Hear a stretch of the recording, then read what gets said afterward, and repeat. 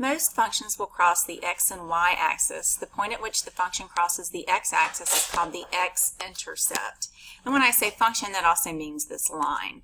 So when this line crosses the x-axis, that point at which it crosses is called the x-intercept. And then when it crosses the y-axis right here, that point is called the y-intercept. So the x-intercept is -3, 0, and the y-intercept is 0, 6. So we can use intercepts in order to graph, and it makes graphing lines or functions very easy. So to find the y-intercept, the x-coordinate must be 0. So let's think about that. Anytime you have a point on the y-axis, the x value is going to be 0. So all you have to do is let x equal 0 and see what y is going to equal for that equation, and that will give you the coordinates for the y-intercept.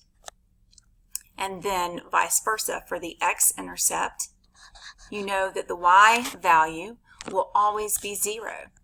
So you just allow y to equal 0, substitute that into your equation and solve for x. And whatever x is, that's where your line or function will cross the x-axis. So the easiest way to do this is to put your equation in standard form. That makes the math super easy. So here is an equation in standard form. 3x plus -4y equals -12. So first, if we want to find the x-intercept, we're going to let y equal 0. So in doing that, I have 3x plus 4, and I'm going to put 0 in the place of y. Excuse me, -4, and that's going to equal -12. So when I simplify that, I get 3x plus 0 equals -12, or 3x equals -12. Now I'm going to solve by dividing both sides of my equation by 3, and x equals -4.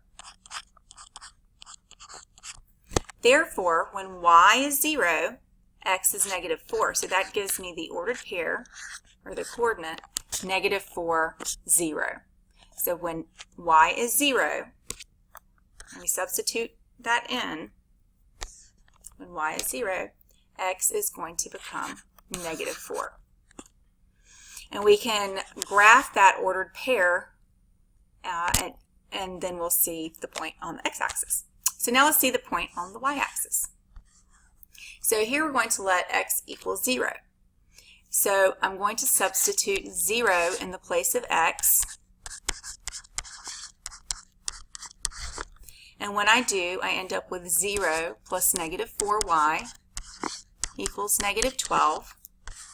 So -4y equals -12, and I'm going to divide both sides by -4 to solve for y, to get that y by itself, and I get y equals 3. Therefore, my ordered pair is 0 because we let x equal 0, and 3 because that's what y equals when x is 0. So now we're going to take those two ordered pairs and graph them, and then we can connect them to form the line, or the line of the equation. So we have -4, 0 for our x-intercept. So 1, 2, 3, 4. It's -4, 0 is our x-intercept. And for our y-intercept, we have 0, 3. 1, 2, 3. And now all we have to do is draw a line through those. And as you can see, mine's not perfect, but you get the idea.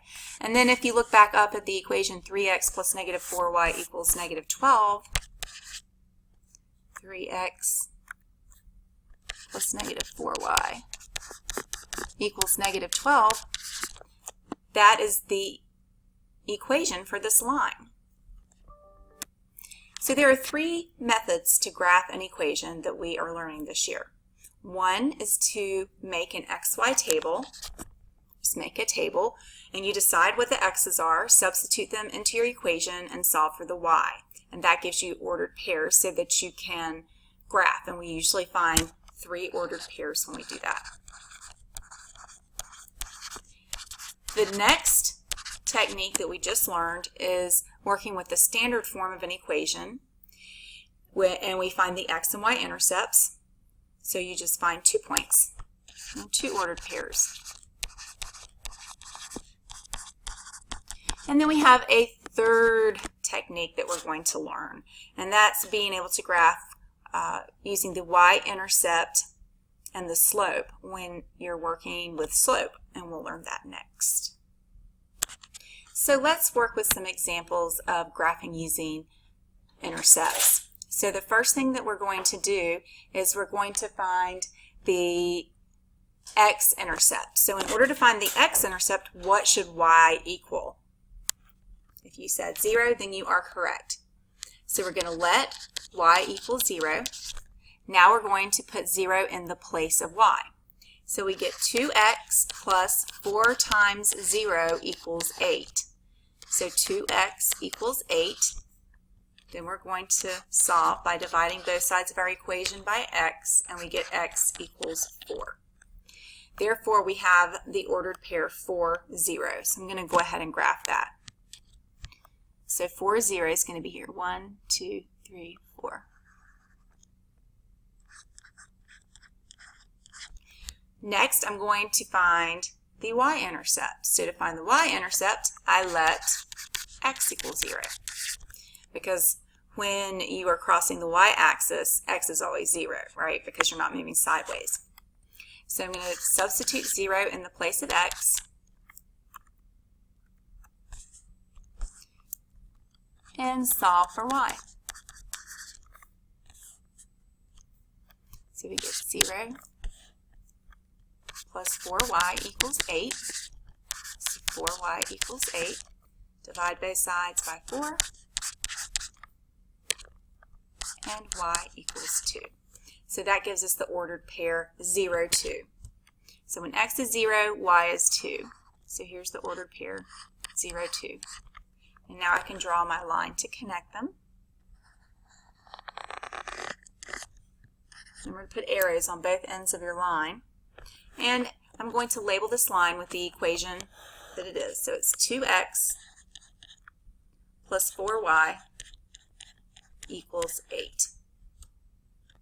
In this example, we need to put this into standard form before we get slope, before we get the x and y intercepts. So to put it in standard form, I'm going to add negative x to both sides of my equation. Remember, there's this understood 0x over here. So just kind of keep that in the back of your head. So you end up with negative x plus y equals 4. So now that this is in standard form, see if you can imagine what the x and y axis are, or x and y intercepts are. So one of the things I do is I kind of cover up the variable and visualize what would happen if one variable was 0 and I was solving for the other. So this one's pretty easy. I can imagine covering up this negative x, and so that I would get 0 plus y equals 4, and I can tell that y is going to equal 4. So the ordered pair is going to be 0, 4. And you can't really see me put my hand over the x, but that's how I show it. I put my hand over the x term. Now I'm going to show it with negative x plus y equaling 4. Imagine me putting my hand over the y to make it disappear. You can see that negative x is 4, so x is going to be negative 4, right? I'll show you algebra that we normally show. Multiply both sides by negative 1. So x is negative 4. So we get negative 4, 0 for the x-intercept. And now we're going to graph those. So go ahead and graph those and then check and see if you have the right answer. So how did you do? Did you get it right? So now we're going to go on to the next problem, and I want you to just try the next problem. Remember to have it in standard form. It's almost in standard form. And then find the x and y intercepts and graph. So pause and come back and check and see how you do. So did you notice that this is the same problem as the last one? Yeah, good job. So go ahead and try the next one. Pause while you work on it and check back. So how did you do? Check your steps with mine if there are any mistakes. Let's move on to the next one once you're ready. Okay, so let's make sure that we put this in standard form. 2x plus 1/2 y equals 3. All right, so go ahead and try this one and then check back. So how did this one go? Did you work okay with your fraction? Remember that when you end up with 1/2 y, you just multiply by the reciprocal on both sides to get y equals 6. All right, let's move on to the next one once you're done checking this one. So in this example, you're going to need to put your equation in standard form before you get started. So go ahead and try that and then check back and see if you have standard form set up correctly. So here's the equation in standard form after we added a -6 to both sides to move our constant over to the right-hand side, and after we added a -3x to both sides to move our x term over to the left-hand side. So now we're going to go ahead and find our x and y intercepts and then graph. So give that a try and check back. So how did you do on this one?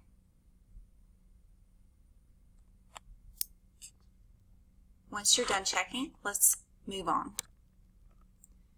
So to recap, you want to make sure that when you're working, you first put your equation in standard form. Then you're going to want to let y equal 0 and solve for x. This gives you your x-intercept.